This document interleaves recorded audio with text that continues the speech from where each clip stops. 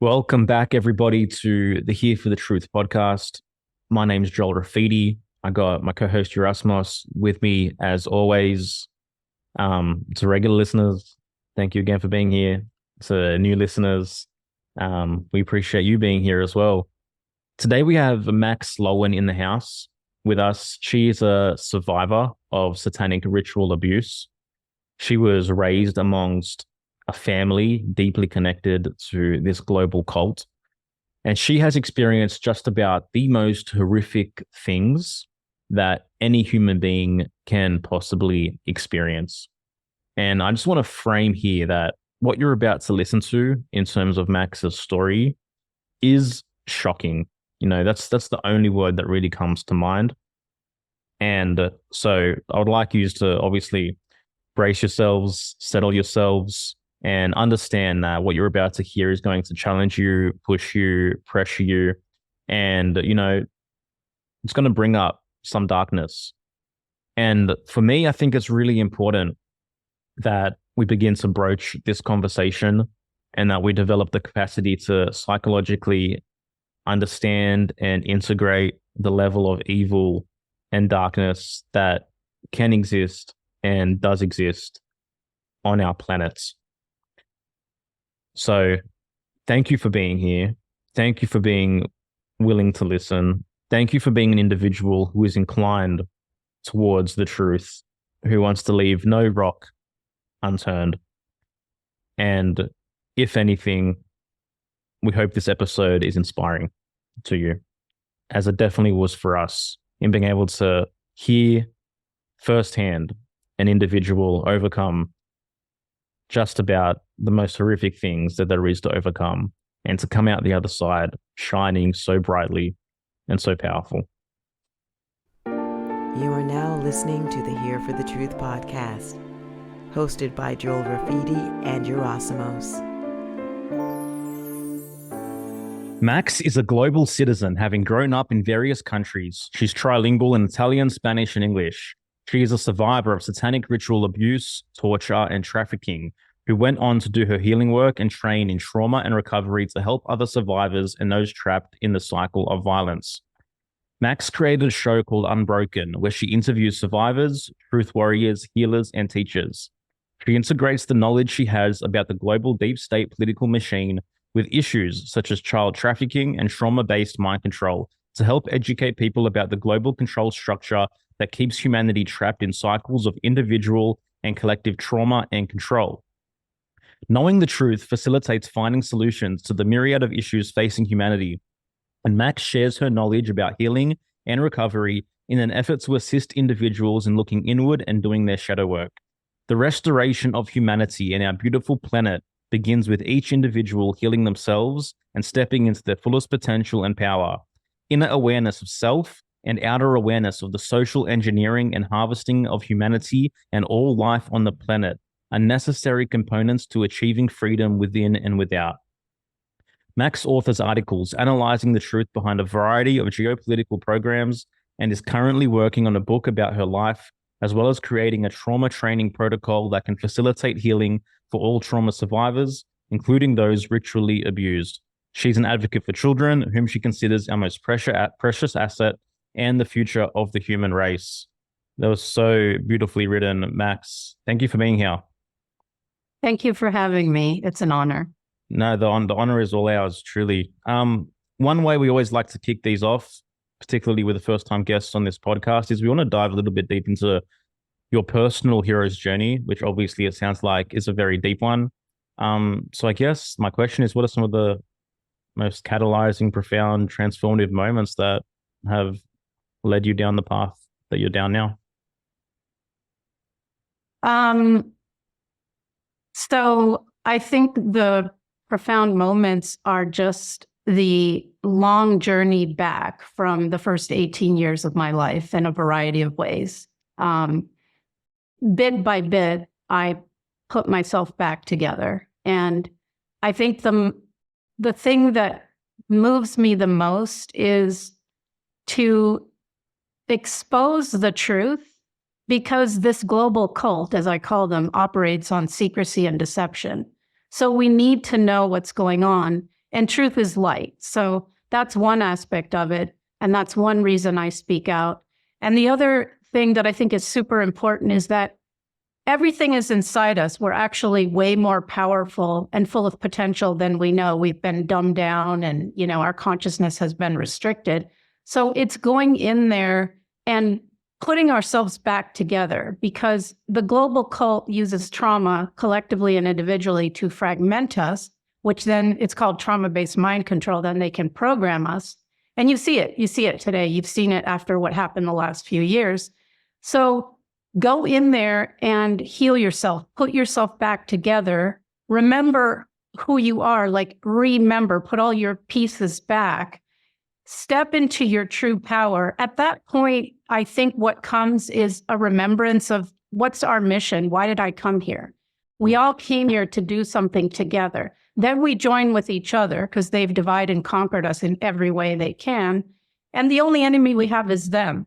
And then we can change this reality because there's more of us and we actually have the true power of that life force or that thing you might call God or the one consciousness or whatever. That flows through us. It doesn't flow through them. And I can explain that further. But so it's really, they've succeeded by dividing us, traumatizing us, mind controlling us, poisoning us in every way, using all their institutions to create the system of control. So many resources, so much time, so much money invested in our devolution and control. That tells me they're scared of us.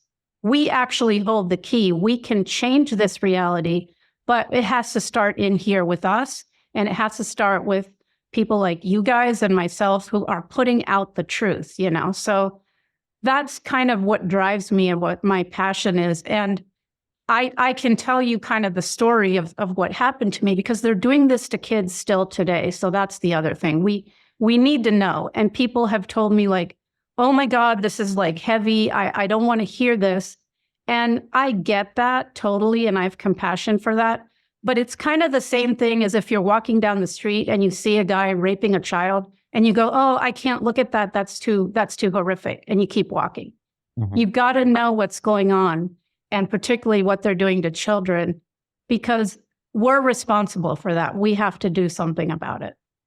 Yeah, well, thank you so much for the opening statement. I mean, you're definitely speaking our language in terms of the things that, we advocate for in terms of, healing lies within. The change is going to happen first at the individual level. We need to heal ourselves and do the work necessary to be as whole as we can be. And yes, like you said, love to get into your story a bit because, so often people, especially over the last several years, people hear these terms like, ritual abuse, satanic ritual abuse, and all these things that are happening and, maybe what the quote unquote elites are doing. And I don't know if people really understand that to the degree. And you're someone who has gone through this personally, and many other people that have gone through it, and you work with people that have gone through it. So, I think we have a mature audience. So, anything that you want to share to shed light on this, because we need to know, we need to be able to face the darkness in order to change it. So I totally understand what you're saying. Yeah, I agree. Yeah, I'm curious, what were those first 18 years like? And also why and how did you find yourself in such situations? Yeah, that's a good question. So, sometimes those of us that are put through this, it comes from a family lineage. Sometimes it's opportunity. You've seen all these child sex abuse scandals in preschools and all this other stuff. So in my case, it was familial. My Italian side, my uncle worked with people like the Vatican, the mafia, the government there in Italy. And he was responsible for this medical sort of military torture facility under the ground in Rome. There's a few of them. And actually, these, by the way, exist in every country. They have tons of underground bases everywhere where they both traffic children and do all kinds of experiments and torture. So it began basically after birth. One of the first things that happened, and these guys have a playbook because they understand psychology. And so And if you talk to a bunch of SRA survivors, you'll find that we've been through the same kinds of tortures and things. So I just want to put that out there. So one of the first things he did is break attachment with my mother. So he did a ritual, and I remember being in a crib, and he had tied her to a chair and had these like strobe lights coming on and off, and he was putting masks on her, and then having these really loud sounds, and then holding me by the foot and twirling me, which is called spinning, which is a way to sort of begin the fragmentation. And, my mother, I believe, was also put through this stuff. So she was already not well, but this kind of thing made it so that, she was either violent in my childhood and attacking me and almost killing me, or very, very depressed and not getting out of bed. She actually had alters, so I could tell when she was switching. So just my mother alone was a very difficult situation. Max, sorry, real quickly, how many generations do you think this goes back, like within your family lineage? I think many, because I've done some ancestral kind of work, and it's what came out is that all the evil of many, many generations, to me, it appeared like a boulder that I was carrying on my back on top of my own experience. So, and this is usually the case. They go back generations. Yeah. So, so things, for example, so he would take me. So I grew up in many different countries, and because of my dad's job, and my uncle would come and visit at the countries, but also every summer and winter holiday from school, my mom would take us to Rome. And I believe she was programmed to do this. And then when I was 14, my parents divorced, so we moved there full time. So when I was in Rome, my uncle would take me down into the facility and do all kinds of things. So when I say torture, I mean electric shock, being buried with dead bodies, waterboarding, being put in these giant freezer lockers, being put in cages, having to watch him torture and kill animals and people in the most barbaric, slow, painful ways. The raping, beating, all of that kind of stuff. And then there were experiments like giving me these impossible choices. So, for example, and the facilities rooms, the walls, like 3 of the walls were glass. So there were scientists, there were people watching all the time. They would do things to study people. So like I was taken into this one room where I could see into 2 rooms. There was a little bit of wall, and then I could see into 2 rooms. And he had brought my younger sister into one room, and she was tied to a chair. And then this stranger, this woman, in the other room, and they both had these little bombs tied in their mouth and tied around their head. And there was a panel in front of me. And the choice was, he said, you have to blow up either your sister or this lady. And, I would say, I'm not going to do it. I'm not going to blow up either. And then he would say, well, if you don't do it, then I'm going to kill them both. So this is like an impossible choice. So, in that moment, and I would have been like, I don't know, 8 years old or something, 9 years old. And so I couldn't blow up my sister. So I figured I'd save one life out of the 2. So he made me push this button. And this woman, I still see it in my mind's eye, her head just blew up. And then it was just her body without a head, and stuff went everywhere. And he took me out of the room into the room she was in, made me put my arm around her headless torso, and then snapped a picture and was like, this is the barbaric, cruel, like inhuman stuff, and laughing, thinking this is really fun. So I would be put through, that's just one example of many, many, many kind of experiments of that nature. And some of them would involve my mother, where I would have a choice to electrocute her or be electrocuted myself. And I would choose myself whenever I could, you know. So they figured out pretty quickly if the way to really get to me would be to harm others in front of me. And still today, with the stuff that I saw him do to animals, like if I see, I don't know, a squirrel run over on the road, or like, a homeless pet or something, I can't, like, it still really affects me. Like I have a pretty severe reaction. I've worked throughout a lot of other stuff, but yeah, that kind of stuff, really stays with you. And in terms of the satanic rituals, these were the first form of mind control. So eventually technology joined in, science and psychology joined in, and then technology. So now they have this nice trifecta. But in ancient times, that was the main form of it.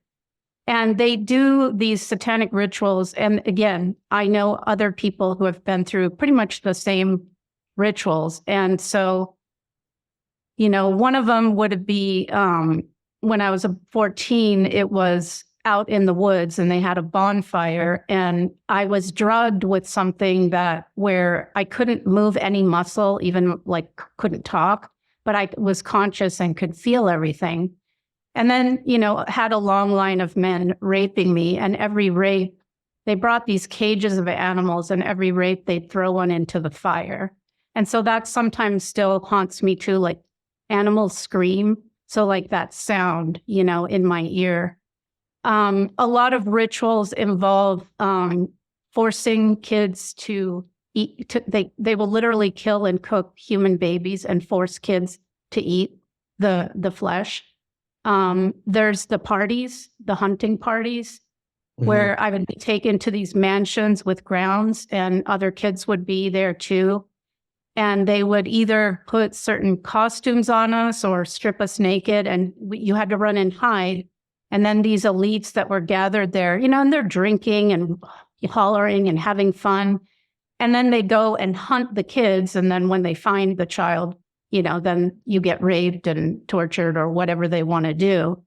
And actually, one time, just to illustrate how these people are, I witnessed this one guy. He had this long kind of old-fashioned sword, and he took two babies and just impaled them alive on the sword, and he was swirling it around, and they were laughing and whooping. And at the end of those parties, they usually would sacrifice a child. It would be the centerpiece on the table with the food all around it. So if you ever saw the movie a long time ago, Eyes Wide Shut, I had to walk out of the theater when I went to see it, because it reminded me of some of the parties would be indoors. It would be black tie, and the kids would be dressed up, and they're brought in so these people can choose the age, the gender, the race of the child, like they have their preferences. So that movie illustrated like one of those balls, and often wearing masks. They just didn't show the children in the movie. But so I'll stop here and let you ask a few questions, because I know that's a lot right there. I'm just fucking floored at what I've just heard. Like, yeah, I've read things about this, and but just that you went through that you had that experience. There's just so many questions I have. Like, why? Like, why are they impaling babies on a sword? Like, what is the purpose? Like, I understand all the mind control and all that, but like, to that level of evil, like, what is the purpose? Or from their point of view, like the spiritual purpose. I don't want to call it spiritual, but you know what I mean? Like, there has to be some underlying reason for it. Yeah, there is. So I'll describe to you. So I was also taken, so the Vatican, it has these levels way, way, way below that you can only access through tunnels. And they have these rooms there. One actually has a giant throne to Lucifer, and one has this giant altar. So I was taken there, and you'd have like the Black Pope, the White Pope, the bishops, actors and actresses, high corporates, politicians, all these kinds of elite people in attendance. And they would stand around the altar and they would bring in a baby or a small child alive and brutalize the child. And then they had a special knife and they would cut the child open. And they had these chalices at the corners of the altar, so the blood would go in there, and they would drink it. And sometimes they would pluck out the heart and eat it. These people are cannibals, and it would be candles and chanting. And the purpose, as you say, is spiritual to them. It's to bring in Lucifer. It's homage to Lucifer, and it's to bring in demonic entities, which many of these people invite to enter them and take over their human soul.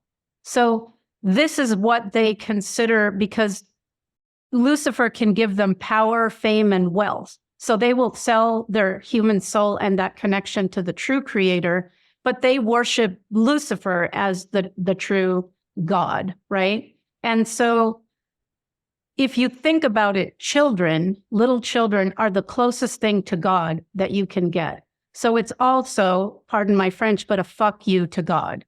It's a way to mock, to destroy. And in terms of the children that survive this, it is so these elites, like anyone in big positions of power, in these families, they'll do these kinds of rituals to their own children, okay? They will do this to their own children to fragment them, to program them for their future global roles. So they will do what the cult wants them to do. And you've seen in movies how they create like super soldiers and assassins, and there's honeypots. Well, this is what they do. They break the psyche down, and then when you have too much trauma, you fragment and an altar pops up. And then they program that altar for a specific task. And then, so like an assassin will go do something when a trigger word or command is given in that altar, but then the main personality won't remember that.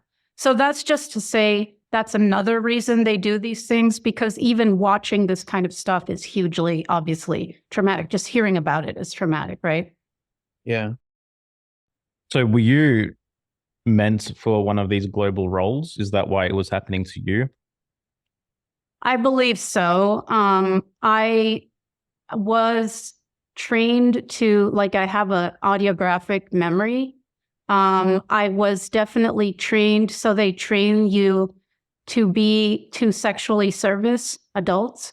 It's an altar. So, these people don't want a screaming, crying child to rape. They want one that's actually acting out a role.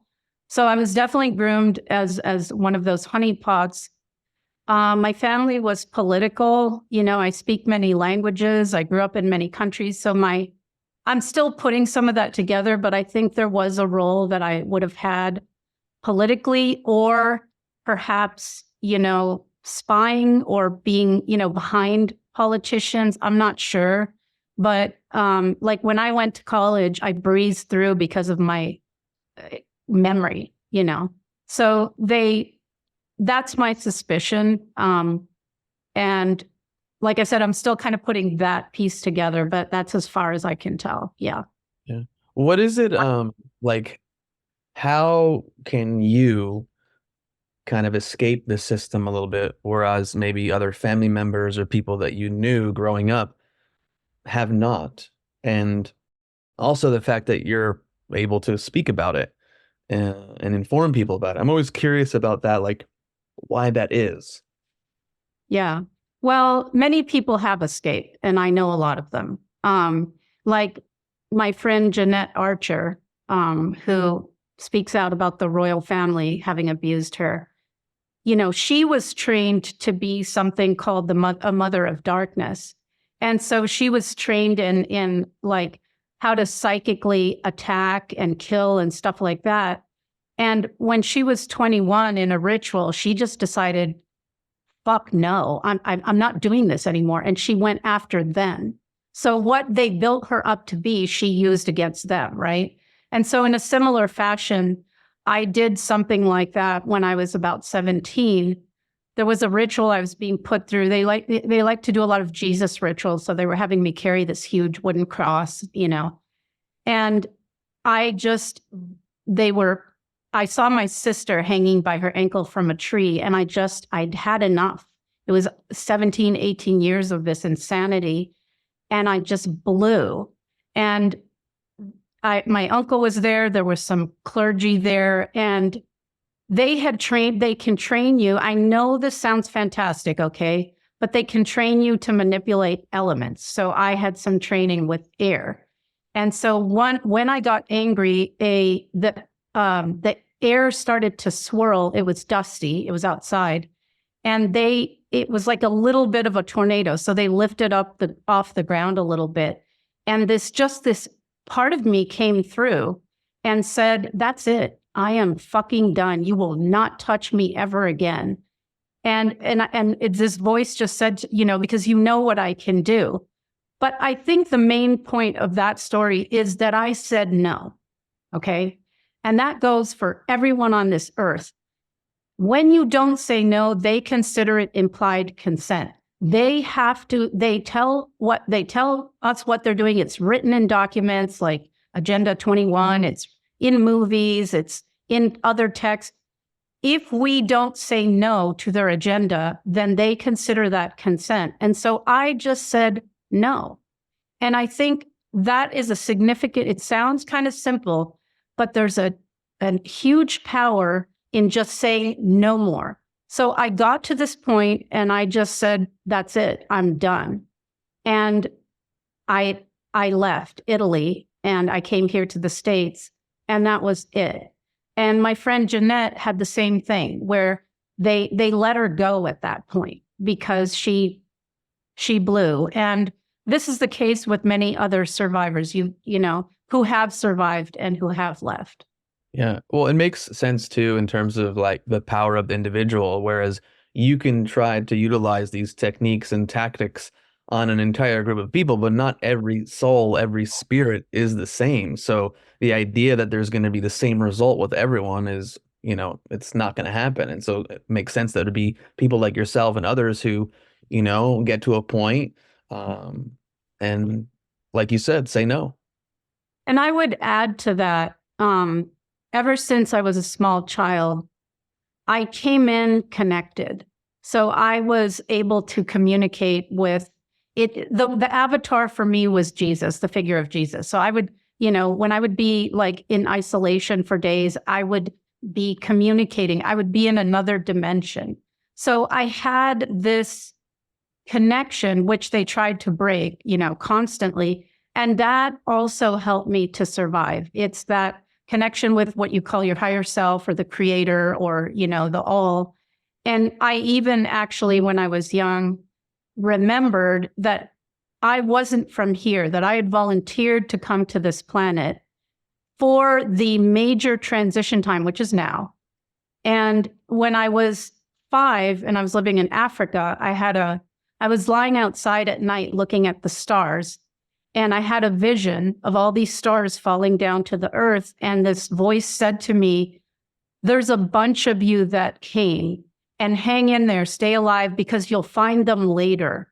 And so whether this is right or wrong, I believe that many of us came from elsewhere to this planet to be here now because we've been in a war, spiritual war between good and evil for a long time.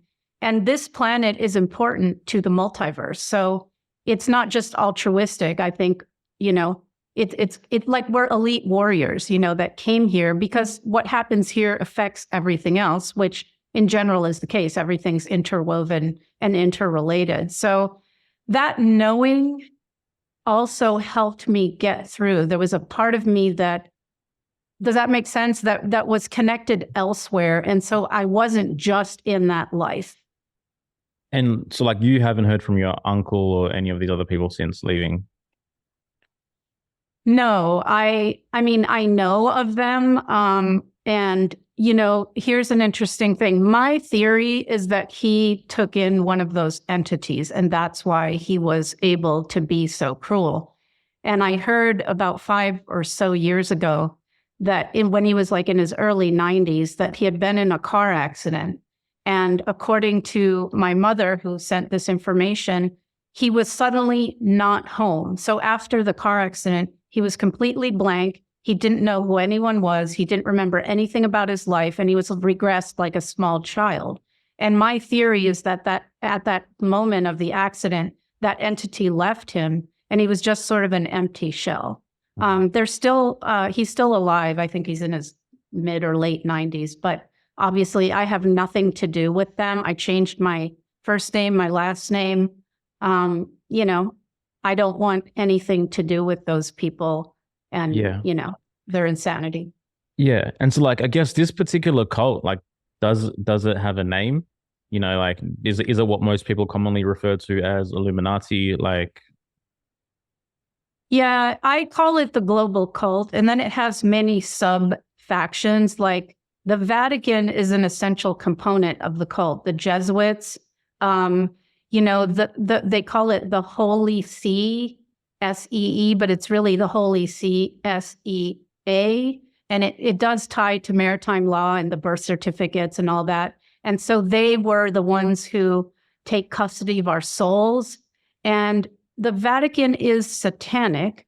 So they worship Lucifer. I've seen that myself. If you look at the architecture, if you look at their auditorium and that room where the Pope sits with all these demonic looking statues behind him, you can see it.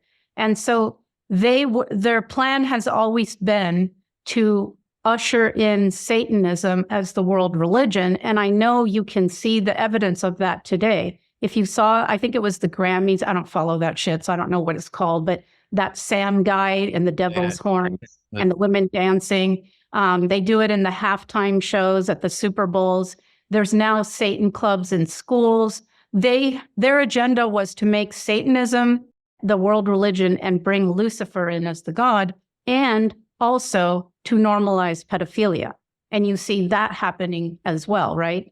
In schools here in the US, they're teaching this totally sexualized curriculum. And UNESCO actually, if you look at their guidance, go to the UN website and UNESCO, and they're saying by age 6, children need to be taught masturbation, oral and anal sex. By age 9, they should have access to online pornography. By age 12, they should have had their first sexual experience.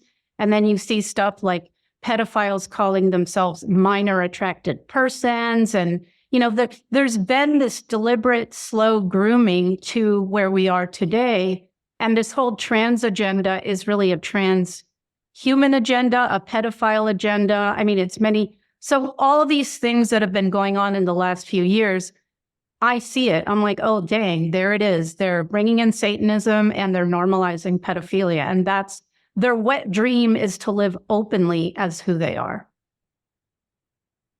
how do they wield so much power? Well, so if you imagine the hierarchy, like a pyramid, the top part, they're not human. And that's where the Anunnaki comes in, which means those that came from the sky or those that came from the heavens. And if you look at all ancient texts, even the ones on tablets, and you go even to cave art, and even all Mayan, Aztec, and then European art, you see depictions of beings coming in spaceships. You see astronaut-looking suits. And even in the religious art, you see God or whatever on a cloud in the sky. You see these like rays that look like sunlight. I mean, that's spacecraft, right? So it's out there if you want to see it. And if you look at all ancient art, you will also see images on churches everywhere of demonic entities. So the top were these alien, dark astral demonic entities. And then they have a pyramid. So they go down layers and layers and layers. And actually the bottom layer would be presidents and politicians. So they give orders to each layer below, but it's totally compartmentalized.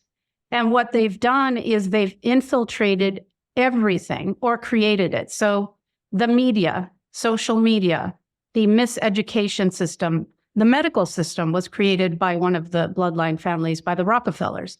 And he says in his secret covenant, it is created to slowly poison and kill us while profiting off that, right? They've taken control little by little of the food supply chains, of water, of, Hollywood exists to socially engineer us. So they have control at the top levels of religious organizations too, right? So that's how they've gotten their agenda. And then down even to the local level, they will have some of their people like at the heads of the hospitals, the education system of every area. They control the courts, that whole system is actually, that's another rabbit hole to go down, but we're not even beholden to that system. It's for the dead, and we're living.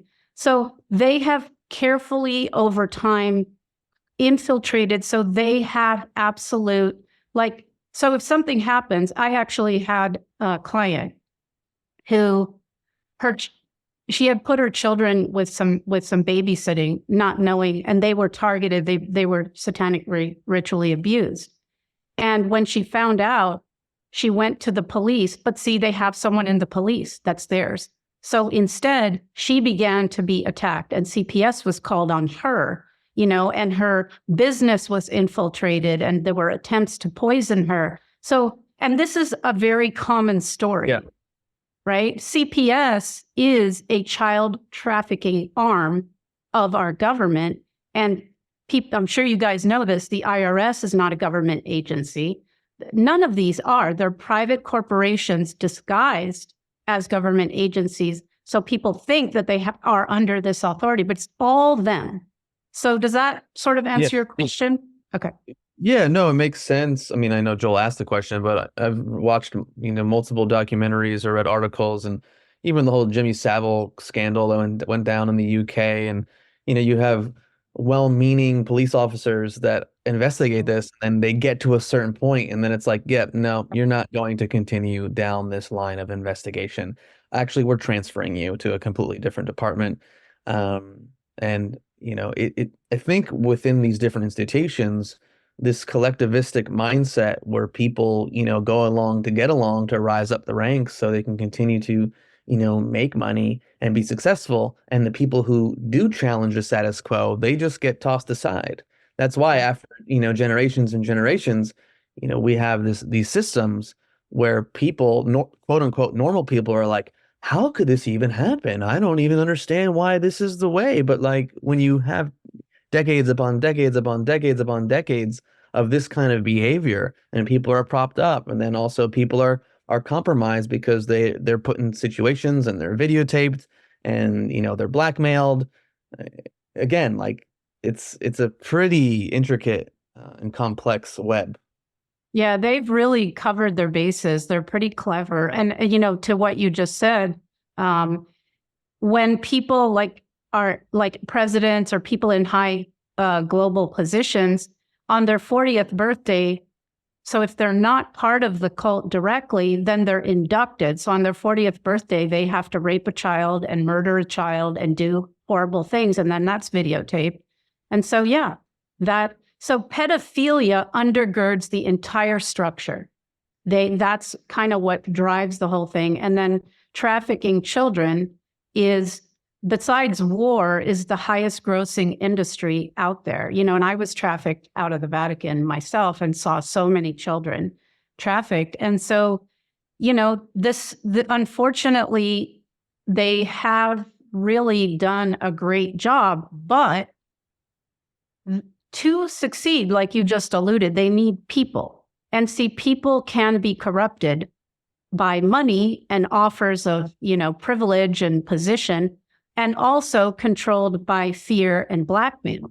But so it's the bad news that it's people that are perpetuating their system. They couldn't do it without people helping. But on the other hand, it's the good news, because that means if we stop complying and consenting, they're pretty much screwed. So, the police work for them, the courts work for them. All of it is rigged. But again, it's people that are doing these things. So that's the bad news and also the good news. And that's why we have to, yes, they're the bad guys, but humans are participating in the system. So I don't want to like make it seem like humanity is a big victim, because a lot of Right. humans are perpetuating this, right?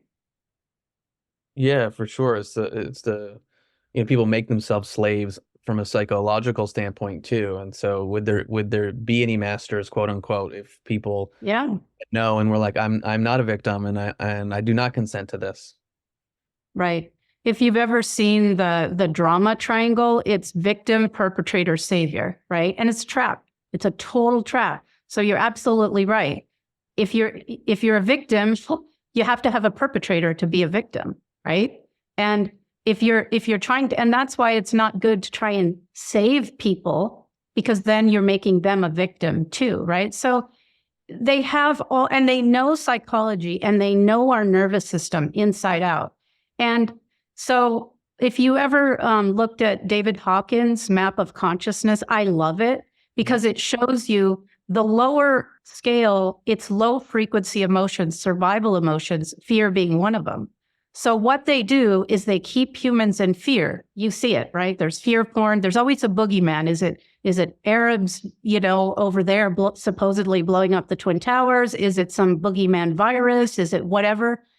They pump it and pump it and pump it because they know that if they keep your brain in survival, actually that part of the brain has a value in a situation of actual real danger. Like if you were in front of a big tiger, thinking would be too costly. You need to just react, fight or flight, right?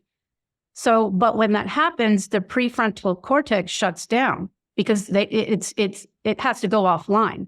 So they know this. So they keep you in that survival brain and in that frequency bandwidth deliberately so that, and you've seen people have lost the ability to critically think, right? But also they subsist on that frequency because they're lower dark beings. So another trick is when we rise above that and heal ourselves and we're not in that frequency, then they can't feed off of us. And they do feed off of us etherically too. It's called loosh, right?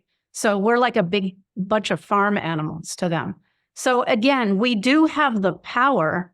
It's just, and they've devolved the consciousness and they've mind controlled and they've done a great job, but it's not, I don't want to mean to come across like they're omnipotent and have all this power, because it's fake power. It's like the Wizard of Oz when you draw the curtain, right? To a degree. Yeah. Can you talk a little bit at like how you extracted yourself and what was your journey? Like what happened next? Like you said no, and then what? You left the States. Yeah, what happened from there? Yeah.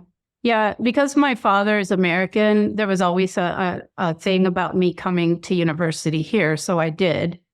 And, when I look back, a lot of things were part of my healing. And so I studied psychology, no surprise. And I got an undergrad and a couple of grad degrees, and I worked. So I did stuff like I worked in the jails. I did trauma groups for women in the prisons.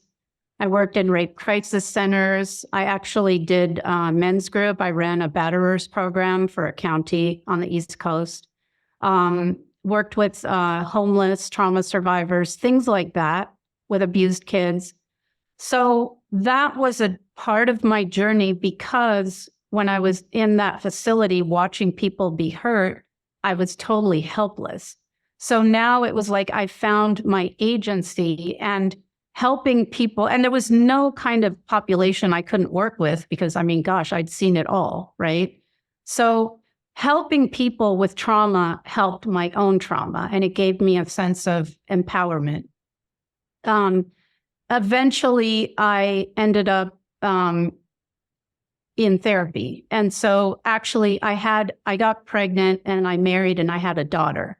And after having her, kind of the vault opened with some of the more horrific memories, and they started to just like come out in nightmares. So I would wake up at night screaming, and like I would have sweated out the whole bed. After my years of therapy, I actually had to throw out the mattress. It was so bad. And I would have body memories where like the memory would come through and I would like pee on myself. It was a like memory of being electrocuted. I would have visual, like things just come up and out. And so that was a pretty long but important process of you kind of have to feel it and know it to heal it. And so the way that it works is because of all the trauma that I had, I fragmented internally. And so and then you have the trauma and then you have to put it in a drawer and put it away. So you have to bury it in you. So it's like all these drawers opened up and all these child parts of mine that were holding all this stuff got to unburden it. And then I kind of integrated myself. Having my daughter was huge because it like opened my heart. It was love. It was that beautiful relationship. And, you know, when she turned 18, I woke up that morning crying out of relief because I was like, oh my God, she reached adulthood and she's never been raped. She's never been harmed. She had everything that I didn't have. So being able to do that was super helpful. And it's still a work in progress. So I monitor my thinking because, like I explained with the brain doesn't know the difference between a negative thought and an outer event or something on a screen, right? That's why when you watch a movie, you get startled or you cry if it's sad. So I monitor my thinking and my emotions, and I'm always reframing them. And so doing that over the years, I pulled out all the subconscious programming and I replaced it with my own reframe, like good programming. So we can do that, you know. I basically watch myself all the time. I exercise. So I started kickboxing when I was in therapy. First, because I had all the rage come up. And then I realized it was healthy for my body because, again, my body was helpless. I couldn't fight back when I was a child. And trauma gets embedded in the body. So my body being able to then fight was like really helpful for taking that out. I started to eat healthy. I started to sleep. It's like basic stuff, meditate. So just getting away from all the propaganda and the BS that is always pumped at us, reading, kind of learning more about different things. So all of that, I would say, was part of my journey to healing. Yeah. Thank you so much for sharing all that. And yeah, I appreciate you bringing up the kickboxing and things like that because, you know, you're in a state when you're young or you have these impulses you're not able to express. And then, you know, you're able to express them in a healthy way, in a safe way that allows some of that energy that's trapped in the body, that's stressed, to kind of move out in a way that I think supports healing of a person's nervous system. Yeah. Help build capacity in that regards. And, you know, it's also like interesting. I discovered that being triggered is a way to find the wounds of your past. Because, you know, we all get triggered, but I would get triggered by stuff. And if you don't, the thing is, like, if somebody's in front of you and they say something or there's something happens and it triggers you, we tend to like react back on the person in front of us, you know, and attack back. But so I learned to like not do that. And then if you don't, there's 10% of the trigger is the situation in front of you. 90% it's from the past. So you can follow the thread back to, oh, why did this trigger me? What is that all about, right? And then you can find all the things in you that it's like if you had a bruise here, you'd be fine until somebody walks by and touches the bruise and then you're like, ow, right? So heal all those internal bruises and then go figure, what if you could get to a point where nothing triggers you? That's total inner freedom. So I always teach people, like, when you're triggered, like, identify, go, oh shit, you know, my heart is racing, I'm sweating, I'm ready to like say nasty words, stop, you know, if you're in front of someone, say, I need a minute, go away. And the emotions are there. So you've got to let them out. So many times I got like a plastic kid's bat and I kept it in my room, and I'd go in my room when I get pissed because I had a lot of rage. I take the bat and I whack the shit out of my bed and scream my bloody head off, or I'd go drive in my car and scream. And I mean, yeah, sometimes people would look over and go, who is that mad woman? But whatever, I got it out. So then your nervous system resets. Then you can think, because remember, now you're triggered, you're not thinking. Then you can go, wait a minute, so what happened? And then usually you find some reason why you got triggered. You can heal that. And then you can reframe the whole thing, right? So like as an example, I have had the worst road rage. And what really pissed me off is when I'm trying to pass in the left lane and people go slow in the left lane. And then, it's like this rage comes up and I say things in my head like, you stupid fool, you ass, how dare you, and I want to kill them, And then, so one day I'm like, what am I doing? Like, what is that? And then I realized, oh, that's memories of being like held down as a child, of being thwarted, of being, locked in a cage so it's like, you're preventing me from movement, from doing what I want to do. You're in my way, you're blocking me. And so once I realized that, it got a lot better. I mean, don't get me wrong, I still get a little peeved, but I don't go to a full-blown rage about it anymore. So I totally get it. We did an episode a while ago. I think it was with Kelly Brogan, and I was talking about my road rage from the past.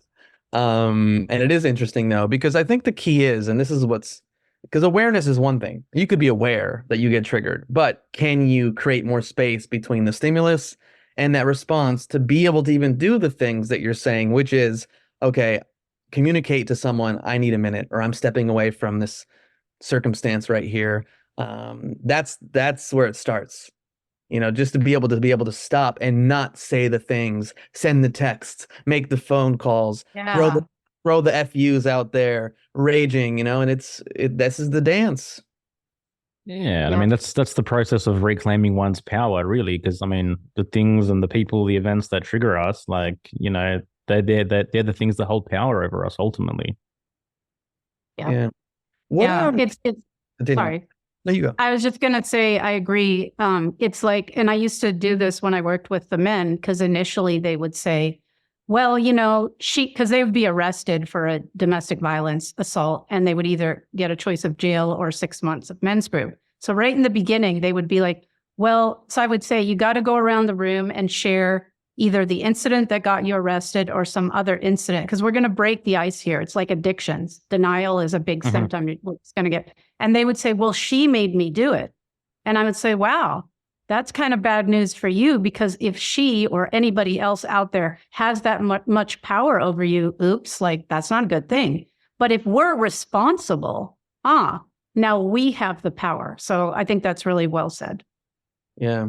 Max, when did you first start connecting with other people that had gone through what you had gone through? And when did you decide to connect with them, speak out more about what's happening in the world, and from your experience and from the experiences that you learned from connecting with others?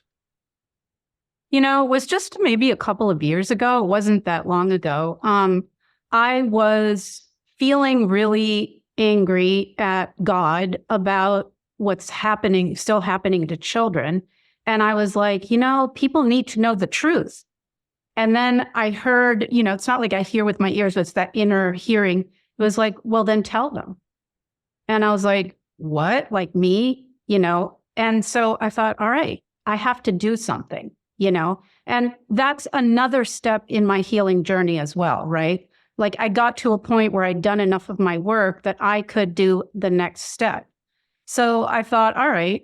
So I told my story on video, and that was like the first thing. And then I decided to interview other survivors. And so it just sort of happened that people started to come into my sphere. It's all intent. Like when you start doing what you're supposed to do, then the universe brings you all the pieces, right? Yeah. And then I was like, well, I'm going to interview people that I call truth warriors. Like I interviewed Mark Passio and David Whitehead and people like that, and bring pieces of this cult to light, what's going on. And then I think you want to also always give people solutions when you give them the ugly truth. So I would talk about trauma and what it is and how to heal, and interview people that would have aspects of that as well. So that's kind of how it started. But if you had seen my first attempts at being on camera, I was so terrified. Like, it was awful. I have evolved to the point that now it's actually fun to do interviews. So it's gone pretty quick. But if you had asked me 5 years ago or 10 years ago and said I was going to be doing, interviews on air live, I would have laughed in your face. Like, I had no idea I was going to ever go in that direction. But we need to reach more and more people, right? Yeah. And one of the incredible things for me about this experience is meeting people like you guys and everyone that I've met. I mean, what an incredible, there's so many awake, spiritually aware, evolved souls on this planet doing their part to change this reality. That was so amazing to me because I grew up, when I was little, I didn't know if there were good people in the world. I was surrounded by psychopaths. And so I'm so thrilled mainly to have this global community that I know of these amazing people. I mean, I don't know, when we were in an Acapulco, right? Mm-hmm. We were in the same hotel, and everyone there was one of these people. And I was like on a high there because of the frequency, the consciousness. When do you get to be around human beings like ourselves, right? So that's one of the gifts for me in what I do. Yeah. How old are you now, Max? I will be 60 in July. Awesome. It's amazing. I think they just get to have this, whole brand new phase of life experience, since making that decision. Yeah. Yeah. And, I think it's important to follow that guidance, that inner voice. You can call it intuition. As a society, we're trained to be only in the mind, but you have to connect to the heart and follow that. And so I'm always going to follow that voice and do whatever it is I need to do next, because that's the only thing that matters to me. When people talk about, when other women talk about like the latest handbag or going to the spot, like I can't deal with that kind of level of reality. What I care about is what's going on this planet, because guys, this is the most amazing time in the history of Earth. And we're here and we have a front row seat to what's happening. And my opinion of what's happening is this global cult is going down. Like, their narrative is fragmenting, their structures are fragmenting. I think governments are going to go down and people are going to be scared. But in truth, what does government do? It steals our money with taxation and it regulates and restricts us in every way. Like, if it weren't there, it would actually make our lives easier, Yeah. So I think we're at a point in history where we're witnessing the shift from this controlled dark paradigm into something completely new. And we are going to have to be creative and like create new structures in place of the ones that are going down. But this is really kind of an amazing time to be alive. I don't know if you guys agree, but. Oh, I definitely agree. We talk about it all the time. Yeah, for sure. It's pretty wild. It's particularly interesting now with, AI in the mix and how that's coming into the fray and, their intent with that as well. Like, there's some kind of handover from an old system to a new system. I'm not sure. I had a thought, like, this whole conversation about child trafficking and human trafficking, like, it really peaked, in like early 2020s and really within the Trump era. And I feel like just from a impartial observation, like, his presidency was a big driver, for right or wrong, of this conversation and of this topic coming into the fray in a bigger way, awareness around it, et cetera. What are your thoughts on that? And we've had David Whitehead on this podcast previously, and him bringing up the same points, around this conversation wouldn't exist in the way that it does now without Trump. I would say that anyone who has been a president is part of the cult. So I don't share that part of it. But so they are prepared for everything. So for example, people that woke up to the mainstream media, these people have also infiltrated the alt media. So there's a lot of truth there. Okay. They're speaking our language because it's catering to people that already figured that out. But then they have the little turns that kind of trap you. So like, trust the plan, somebody else is going to do it. Somebody else is going to save you. Then you're parked in a corner and you're not doing something, right? So when people went out of religion, they created the New Age, right? That's to trap people that saw through that thing. And then the New Age has a lot of truth, spiritual truth, but it's also like, well, just don't focus on evil, just focus on good. Well, evil is going to do what it does, whether you focus on it or not, right? So it's pretty convenient to like ignore that, turn away from that, and just focus on unicorns and butterflies. So I think, so for example, that movie that came out about trafficking, The Sound of Freedom. Yeah. People's awareness has reached a point that they're aware of trafficking. So then they will put something out. And I'm not saying there isn't good in the movie. It opened a lot of people's eyes.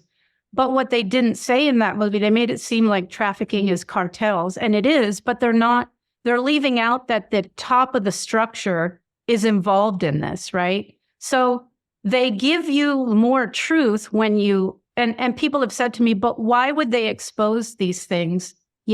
Because then more people will know. And what I say is no, it's for the people that are already awake, because the average person, if they saw any information like that, they would just reject it. You saw that during the latest 3 years where you could tell people, don't take that thing, this is fake, and they won't listen. So if someone's not awake, they'll consider information like that to be conspiracy theory, and they won't absorb it anyway. But those that are will go, oh, this is right, this is true. But they always have a cat, right? So it's like throwing a dog a bone in a sense. Like, here you go. So it's like, as we rise in consciousness and figure out more stuff, then there's seemingly people that are saying that stuff. But don't be deceived. These people are very, very clever. So yes, a lot of stuff came out during that presidency, but I do not think that this person, there's none of those people are going to be our saviors. No ex-president, no ETs are going to come down and save us. No 2,000-year-old man's coming back. It's us. It's here. We're the ones to save ourselves. So I think there's tones of savior program and, in that kind of stuff. And I get it. There's many good points about that presidency, but I don't share that belief that this person is a good person ultimately. Got you. Yeah. Are there, I guess, any other high-profile names within the alternative truther community that you believe are deceptive or of poor ilk that many people might be, magnetized to?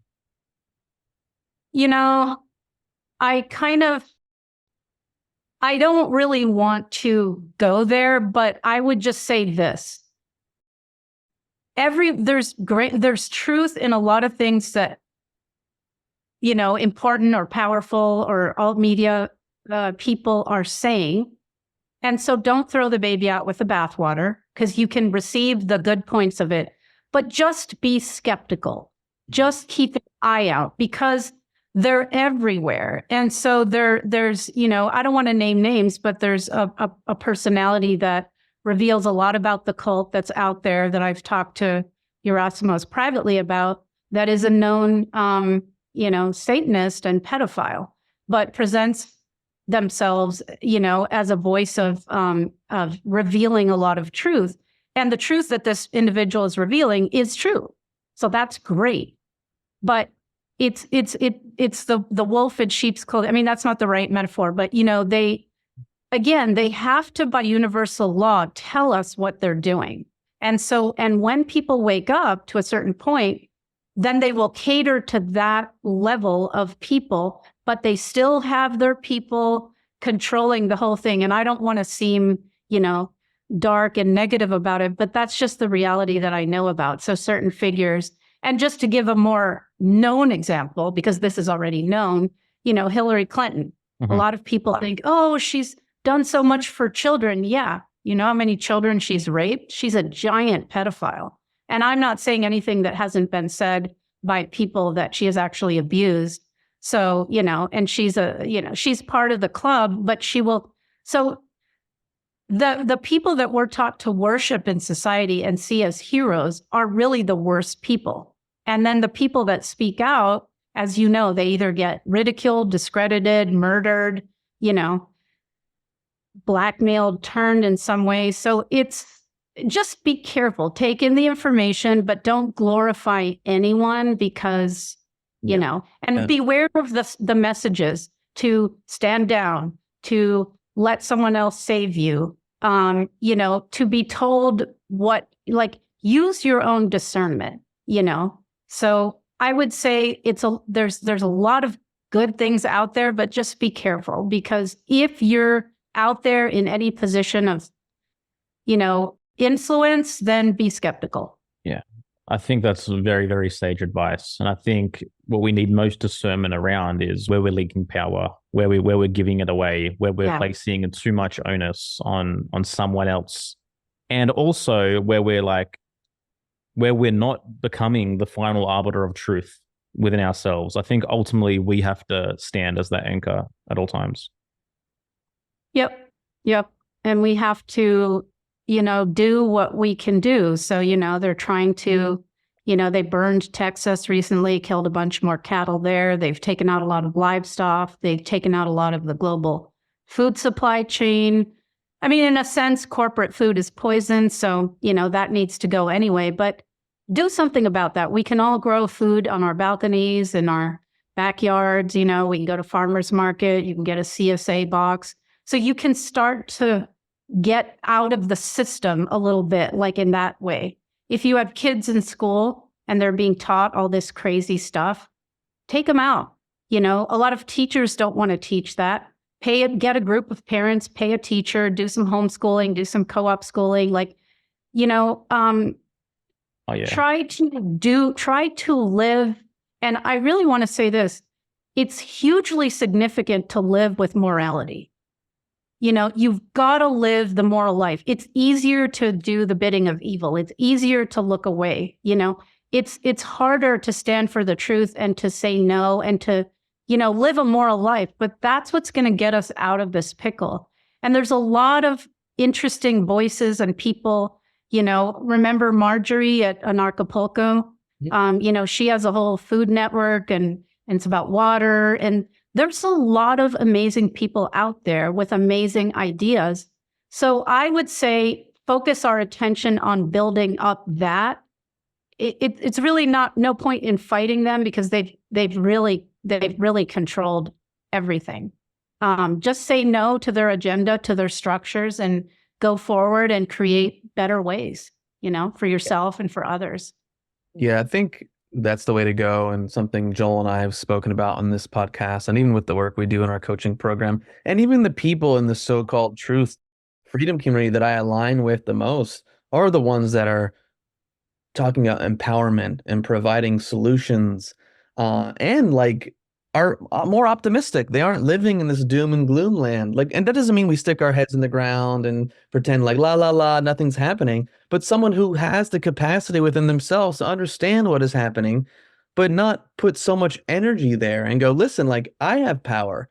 I'm going to create something. I bought some land, or, I've taken my children out of the public school system. I'm building these communities. I mean, we're seeing it. We're seeing it in a lot of these events that we go to, and the people that I'm meeting, they're just cool, you do your thing in the quote unquote matrix, live your life. I'm going to do what I can to build the life that I want to have for me, my family, my loved ones, my community. And I think that's, I like those people. I like those people because I agree with them. Don't let them take your guns. And, if everybody got together and stopped paying taxes, by the way, again, this, but the IRS is not a government agency. It's actually it's a private company. It's primarily owned by the Rothschild family. And so you're donating your income to a very wealthy, the wealthiest family on earth. Well, yeah. I mean, it's nice. They're wealthy because they're taking the fruits of your labor, and they give a small percentage to governments, but they keep the rest. And this is historical. Think of the times of kings. where the people were supposed to bring them the best of their crops or sacrifice, meat or whatever. It's historically been that these people that sit up here, they're parasites. They live off of us in every way, right? So yeah. I think some of these patriots and Christians have the right attitude. I mean, they're saying a lot of good things, but we're all a little bit manipulated in some way. I mean, we grow up in a culture, think of the word culture, it has the word cult in it. From birth, you're indoctrinated. I mean, it's tough. It's amazing that so many people are where they are today. Like, I'm proud of all those Americans that are like standing up to things and speaking out. That's what's going to change it. When there's a certain number that do not comply and consent, they can't run anymore. That's the secret they don't want you to know. We have the power, So I agree. I love those people. Yeah, I mean, it's an incredible testament. Sorry, bro. I was going to say, it's just an incredible testament to the resilience of the human spirit, to experience the deep level of conditioning that all of us in many ways have been through. And on some degree, it is trauma-based mind control. Like even just the fact of being publicly indoctrinated by a government school for 15,000 hours between, kindergarten by the time one graduates. And to still be able to rise through, see through the conditioning, break down the layers and, really live a life of meaning and purpose. I mean, I believe that we are the most powerful beings, Yeah. We still love with all the crap thrown at us. People still help their neighbors. When they burned a lot of Oregon a few years ago, the county and the state didn't do anything. The people came together and helped other people, right? And so that's who we really are. And imagine without that interference, like I've read studies that says that every child is a genius, but then they're dumbed down by the system. And, I spoke about that ritual of them breaking attachment, which they do with all SRA survivors. But think about babies born in hospitals. They're taken and put in the line of bassinets in that room behind the glass. And then look at all mammal babies. They're on top of the mother's body, right? Like, what the hell? So they're breaking attachment collectively as well. And then economically, both parents have to work. A lot of women have to go back to work 6 weeks after giving birth when they know that the first 3 years of a child's life are the most significant. And in psychological studies, they figured out for a baby, attachment is more important than food, right? So society is set up. They want your child in state hands as early as possible. But despite all of that, here are the three of us, and there's many of us, right? And like, we've popped out of the matrix, to call it that, right? And here we are, like liberating ourselves every day. So we definitely have resiliency. Trauma is very healable. If we come together, we're unstoppable. And I think it's already rolling downhill. Like it's too late. They can't put us back in the box. COVID failed. It was, by the way, satanic ritual, collective, just like 9/11, just like wars. Those are satanic rituals. It didn't work, guys. It didn't fulfill what they wanted it to fulfill. Yeah. Can you imagine them trying? I mean, it might, but can you imagine them trying to pull some virus thing again? And it's just not going to happen. I mean, you might get your 10, 15, 20, whatever % people. They're going to go along and they'll be rocking their 90 N95 masks. But there's so many people that are like, yeah, I'm done with that. Even people who maybe, did for whatever reasons chose to go along or, I mean, people are on the path they're on. I'm not into this like blaming and like, oh, you idiot, you didn't. Like at this point, if you're aware of certain things, if you're, not going to fall for something again, cool. Let's go. Let's all join together. Let's all become the strongest, most badass individuals we can be and come together in community that way and do the important work of living morality and passion and doing the things that we want to do and creating what we want to create and supporting one another and championing one another. Yeah. Like I'm just kind of done. Sure, I like to talk shit. I have my fun here and there. We're complex human beings, but generally speaking, like I want to see the best in people, and I don't know. I think you get what I'm saying. Yeah, man, we hear you.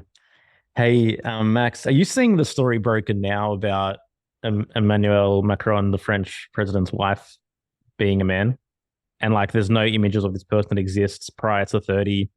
Apparently, it's Mm. like the brother, and like this is like Candace Owens is out there saying, "I would bet my entire professional reputation on the fact that this individual, is a man."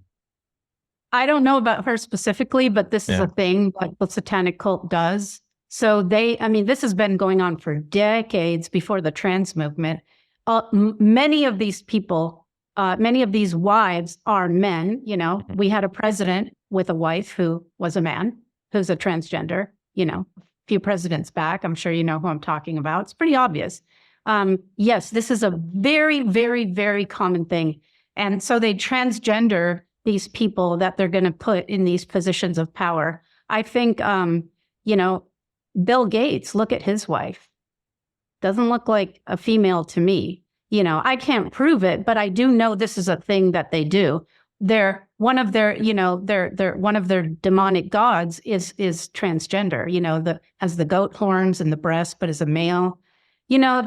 They do this, and they have done this. A lot of people in Hollywood, a lot of actresses have been transgendered when they were younger, so they appear to be female, but they're male, and it's part of the cult agenda. So it's one aspect of it is depopulation, right? They want to get men used to being attracted to manliness. Like if you look at a lot of the female figures that are supposedly the most beautiful, they're not very female. They don't have the curves and the roundedness. So there's that. And if you get kids to surgically alter themselves and castrate themselves and take these puberty blockers, like so many are being indoctrinated to do, they will be sterile. And then it's a breakdown, that trans movement. And no offense to anyone who feels gender dysphoria and wants to live as the opposite gender, fine. But this is a program aimed at converting kids and doing all this stuff.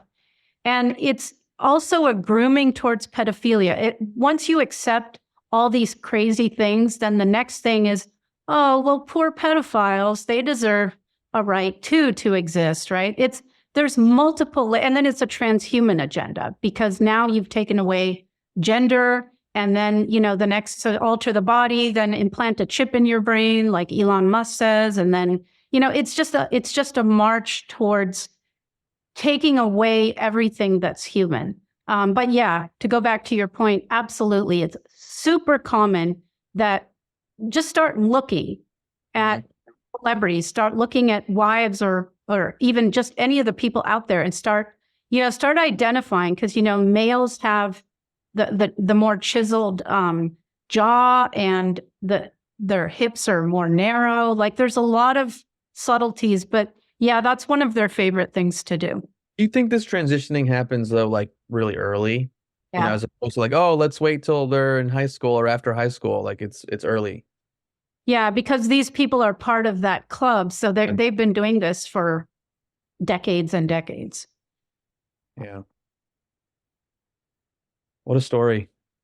I mean, like just like what the things that go on in this world, and so many people, again, they choose to stick their head in the sand, or they're not aware, they're not exposed to this. They don't realize that life exists in books and other information outside of what gets fed to them on the TV. Yeah, and you can find it. You can find this information if you start to dig, It does. It sounds like a psychotic, crazy story, doesn't it? It's like some people watching this would be like, oh my God, these people are nuts. But Satanism is about complete inversion. And I hate to say it, but, this is the truth. It's, and once you know it, though, a lot of people have said to me like, oh, now a lot of the world makes a lot more sense why things are the way they are. So in a way, when you get this information, you look out there and you go, oh, now that makes more sense. Yeah. But then again, it's like people go, oh, okay, and let me just go back to my life. It's like there's a difference between a person who then goes, okay, then what am I going to do with this information? How am I going to change my life? Because so many people go, okay, whatever. There's such an apathy that has been conditioned into people as well. But anyway, generally speaking, our audience, they're open to a lot of things. Who knows? Maybe some random person from high school is like, oh, let's see what his podcast is all about. And then they just jump on this as like the first episode they watch. And oh, damn. Yeah. But whatever. Well, Like, waking up is traumatic, because it's a shock. yeah. It's a shock to the system. Oh yeah, we've dealt with it. People that have gone through our coaching program who kind of became more aware of things in 2020, or even like post COVID, they kind of snapped out of things, and and they explain it that way, like, whoa, like for many of them, they hit I got to go down all the rabbit holes, and they're like, I'm so depressed right now, I need to snap out of it. And then I think that's when people realize, okay, I need to put my energy towards things that fuel me. Like, who am I really? What are my gifts? What are my values? How can I bring that into the world and live purposefully? Yeah. I mean, that's our responsibility as healthy, conscious individuals. Doesn't mean we can't learn and explore this stuff and put our energy towards, certain realms of study. But at the end of the day, like, do you know yourself? Do you love yourself? Do you accept yourself?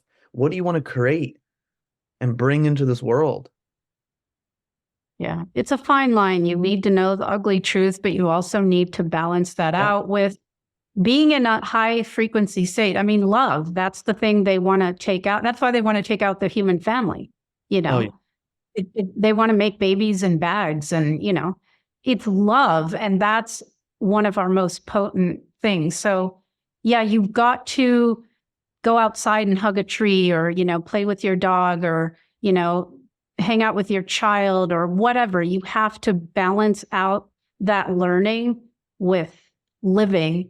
And, that's like my revenge, is to have healed myself and to have a good life and to speak out, but to maintain a positive state. I'm not going to let those fucks destroy me. They didn't. So that's my FU to them, It's the best revenge there is. No tree can grow to heaven that doesn't have roots in hell, in the words of Jung. Yeah. And this was the case with me individually, and I would say this is the case collectively. Okay, so we had this dance with the dark.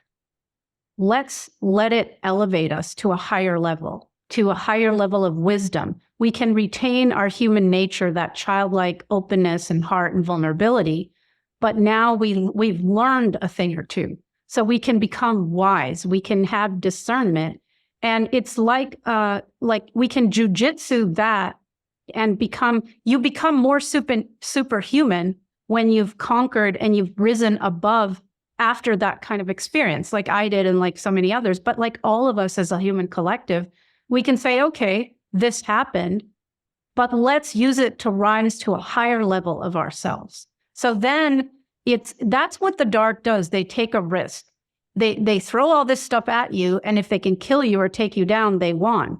But if you take that and you like I say, jujitsu it and rise to a higher level of yourself, healing and restore your mind and learn more, then now they've actually made you stronger and better than you even were before. So that's the message that I like to leave. It's like, let's take this thing that we've gone through and let's rise even higher, because we can create a world that I don't think we can even imagine right now. Mm-hmm. Yeah. They accrue a big loss as a result of, someone flipping the switch in that regards. Yeah. To like any other people who are listening to this and who may have gone through a similar experience to you, but have not yet perhaps, had the opportunity or built the fortitude to really confront it, or to, I guess, speak out about it, because I'm sure there's many. What's your message to that person? Before you try and speak out, you've got to do your own work. You've got to process all the stuff that happened to you, release it, heal yourself, put yourself back together. Then you'll get to a point where you will, I think that opens up, why did I come here? What's my part that I can do? So then when you get to that point, ask yourself that question, and you'll have that guidance as to what is it that you should do. And I think part of healing, when you get to a certain point, is telling your story. That's part of it, right? Mm-hmm. But first, make sure you're at the right place, because it can be really destabilizing. Like, this is not, when people have gone through what like I've gone through, I mean, don't get me wrong, I'm here today, but wow, it was hard. It was really, really painful, really hard to get to where I am today. So I don't want to minimize that. But the result is inner freedom, being able to experience the good in life. So you got to get yourself together before you take that next step and put yourself out to the world. Oh, Max, with some of the stuff you shared in the beginning, like you'd think there's no coming back from that. Yeah. You'd think, right? And some people don't come back from it. It does kill some people, and it does, some people end up, in a psych ward medicated for the rest of their lives, or, on drugs or whatever. I mean, all addictions are pain management, in my opinion. But it does show you who we really are, because we have that life force energy and they don't. They're literally parasites. It's like we're the sun and they're the moon. It has its own light, but it's a reflection of our light. So it just speaks to how resilient human beings are. But look through history. There's always been wars, and look at the medieval torture stuff. They're in museums now. So the torture I describe is, a lot of that is they've been using forever. They've gone at us for hundreds of thousands of years. But look, we're still here. We're still here, and they plan to eliminate 90% of us by now. And we're still here. So that's who we are. So I think we have to embrace that. They make us so scared. And that's what I don't like about some of the alt media, like, oh my God, this is going to happen. And then, oh my God, no, it doesn't have to happen. It's up to us, because we are co-creators in this, and they need our creative abilities. They created a hell on earth through us by manipulating us. So we take back our consciousness. Let's create a heaven on earth. So yeah, we're resilient as hell. And, some people don't make it, but those that do, we can help the rest. Let's pull each other up, and go forward. Well said, Max. Thank you so much for coming on and, being here with us and sharing your story. Can you let our audience know how to support you and how they can work with you? Yeah. So my website is Unbroken.Global. And I have, I don't know how many, over 100 interviews now, and those are free to watch. And I'm also on Rumble, BitChute, and Brighteon. I was thrown off YouTube, so I'm not there. I recently, I have a membership option now. So for a little bit of a month, you can support me that way. And then I do a monthly Zoom with members. So we get together, and it's growing. So we're building this community again, because it's lonely to be awake. You don't find a lot of people around you. So if you want to support me, you can become a member. And, as I go forward, I'm going to put out a class, and I do see clients. So I do see people who have been through the same thing that I've been through. And that's on my website too.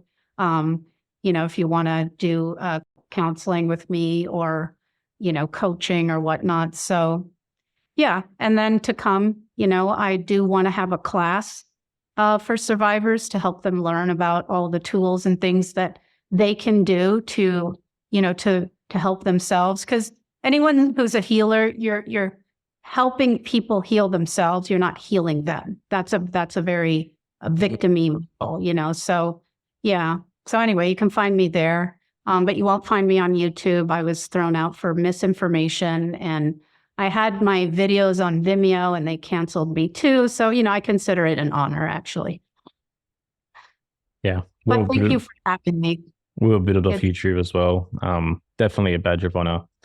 Max, the most incredible story I've ever heard. I think you're such an incredible individual, to have such experiences and to come out the other side, truly superhuman. And, thank you for being you. And we honor that. It's in the fullness of what it is. So thank you once again. Everyone else, thank you for listening. Stay tuned for the wrap up. Take care. Right. Yeah. I don't know where to begin with that conversation. That story in the beginning, man, sure, we've contemplated the possibilities and the depths and the details of what possibly goes on, but to have an individual in front of you who has lived that and who has experienced that and who is explicitly explaining their experience, like no matter what, man, that's confronting, that's shocking. Like throughout the podcast, like I felt myself like just contemplating it, like going into like a little bit of freeze and a little bit of I had to bring myself back to association within myself. Yeah, dude, like wow. Yeah, it's an incredible story, and the bravery of starting to speak out about it 3 years ago, and and she shares that at the end, like you have to heal yourself, you have to do what's necessary, so then when you come to this place where you can speak about it, it's coming from a more grounded, neutral place to a certain degree. But I can't imagine, but then again, some of the most incredible human beings have been through Hell. some of the darkest of times. Yeah. Mm, and She's so sweet. Like, and just sitting with her for those 90 minutes, man, like, I can really feel her, dude. Like, so much love and respect for Max and what she's been through. And now to speak about it and now to call in the others, and to give others, semblance of hope, power, and courage, to confront their own, I guess, demons as well, well. and also too, I want to highlight that for people watching this, or even over the years reading about this stuff, that potentially are super skeptical. Like when you start having multiple people relay and share the same experiences and the same types of experiences, like it's just for me, that's the evidence that like, this stuff definitely goes on. I'm not saying that like, oh, I don't believe it, but I just mean like for people that go like, what are you going to say to all these people that share these experiences, that share what they've been through, that share similar horrific stories, and then just to blow it off and be like, oh yeah, these are crazy people making shit up. Like, Yeah. it's just, I think a lot of people don't want to, again, this is where shadow work comes into play. Like they don't want to even think that evil exists in the world, that this type of stuff happens. They haven't, explored the things within themselves, and they're just like, let me stick my head in the sand, let me turn a blind eye. This is not happening. This is conspiracy theory. Yet how many people and how many articles and how many different examples do you need to go like, there is some dark shit that's happening on this planet in the upper echelons of society, in quarters of power, amongst some of the wealthiest, most ancient families on this planet. And it would make sense, and we see it, that falsehoods get paraded around as truth, and people are highlighted in the media as like these amazing benefactors and philanthropists to society that are anything but that. And like she said, people that are speaking out, people that are representing truth, that are sharing difficult things that most people don't want to look at, they're they're hung, they're what's the phrase I'm thinking of? They're ridiculed and just presented as the worst of the worst. And this is the inversion that we often talk about, that many of our guests talk about. Like as an individual, you have to be super discerning and go, why is this stuff being shown to me on these platforms, the mainstream media that are owned by a handful of people or corporations? Like there's more to the story. Yeah. You have to use your mind and your intuition and go, listen, something's off here. So, when you see people being paraded around and the newscasts are just saying, this is the most incredible person, an amazing person, be skeptical. Mm-hmm. Well said, man. I think this episode's going to be a lot to digest, and yeah, for those that are here, for those that are listening, kudos to you. Kudos for your courage, your bravery, your willingness to lean in, to learn new things, to contemplate new things, and to sweat, to psychologically sweat in the tension of opposites that we speak about, that we often speak about. And, for every semblance and for every degree and intensity of darkness, the same exists on the other side in terms of light, in terms of power, in terms of beauty and potential. And I think it's important to remember that. Well said, bro. Smoking mirrors, I'm seeing through the illusion. Waking up in a time, they think you're in a delusion. Somebody set the alarms, cause they be too busy snoozing. I'm in a DeLorean, fast forward and